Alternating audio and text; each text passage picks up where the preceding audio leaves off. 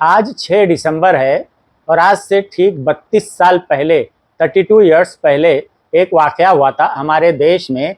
और वो हिंदू और मुस्लिम हमारे देश की जो गंगा जमुनी तहज़ीब थी, जो हिंदू मुस्लिम कल्चर था, भाईचारा था, उस भाईचारे पर बहुत बड़ा हमला हुआ था बाबरी मस्जिद की शहादत के तौर पे।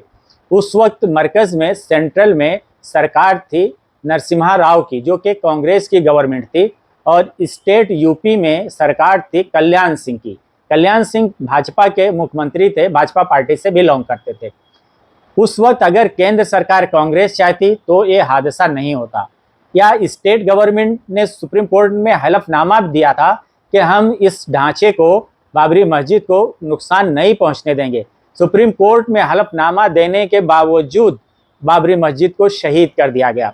बाबरी मस्जिद की शहादत के बाद बड़ी लंबी कानूनी लड़ाई लड़ी गई, और कानूनी लड़ाई जो लड़ी गई, उस कानूनी लड़ाई में जो फैसला आया वो भी कानून की बेस पे, कानून की बुनियाद पे नहीं आया, आस्था की बुनियाद पे आया। और एक ऐसा फैसला जो कि मुस्लिम समाज दिल पे पत्थर रख के एक्सेप्ट कर लिया था, लेकिन उसकी जो कसक है, उसका जो जख्म है, उसका जो घाव है, आज तक नहीं भरा है। और शायद मुस्लिम समाज की जो आने वाली नस्लें हैं, या हिंदुस्तान में जो इंसाफ पसंद लोग हैं, वो भी इस हादसे को नहीं भूलेंगी। और एक ऐसा बदनुमा दाग हमारे इंडिया की डेमोक्रेसी पे लगा है, हमारे लोकतंत्र पे एक ऐसा स्याह धब्बा लगा है कि इसे अब चाह कर भी कोई धो नहीं सकता है।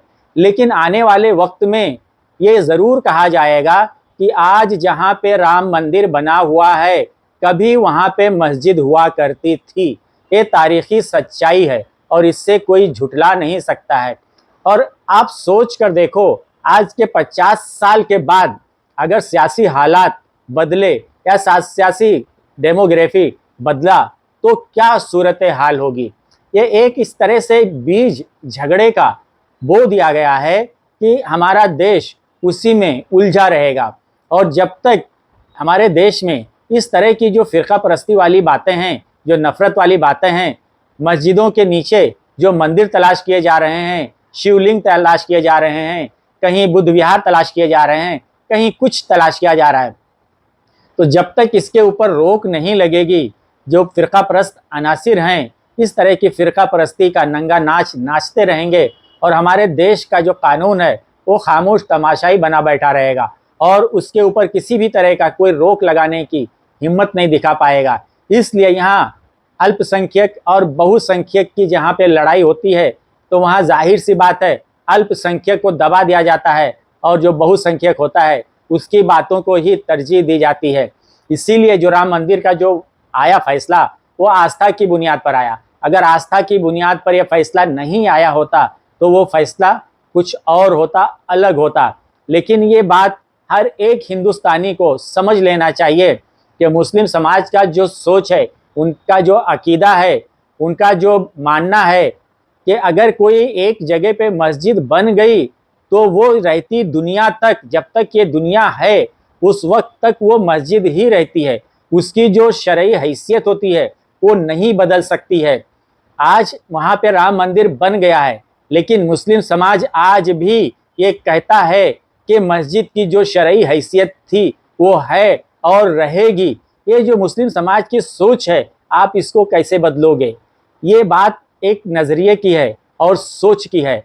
आप लोगों से लड़ सकते हो, हरा सकते हो, जंग कर सकते हो, जीत सकते हो, हार सकते हो, लेकिन जहाँ नज़रियाती लड़ाई होती है तो वहाँ जो होता है नज़रिया, उस नज़रिए को कभी हराया नहीं जा सकता है। और हमेशा जो नज़रिया होता है उसको कहीं ना कहीं से एक ताकत मिलती है, शक्ति मिलती है, और वो नज़रिया कामयाब होता है और सक्सेस होता है।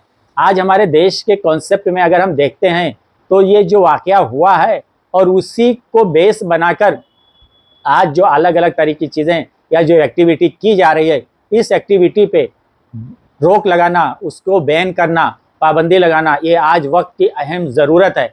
अगर इसके ऊपर रोक नहीं लगाई गई तो हमारा हिंदुस्तान का जो माहौल है, गंगा जमुनी तहज़ीब का, हिंदू मुस्लिम भाईचारा का, तो वो भाईचारा कहीं ना कहीं ख़तरे में आएगा। इसलिए हमारे हिंदुस्तान में जो इस तरह की शक्तियां हैं जो नफ़रत का बीज बो रही हैं, उनके ऊपर लगाम लगाना बहुत ज़रूरी है। बहुत बहुत धन्यवाद।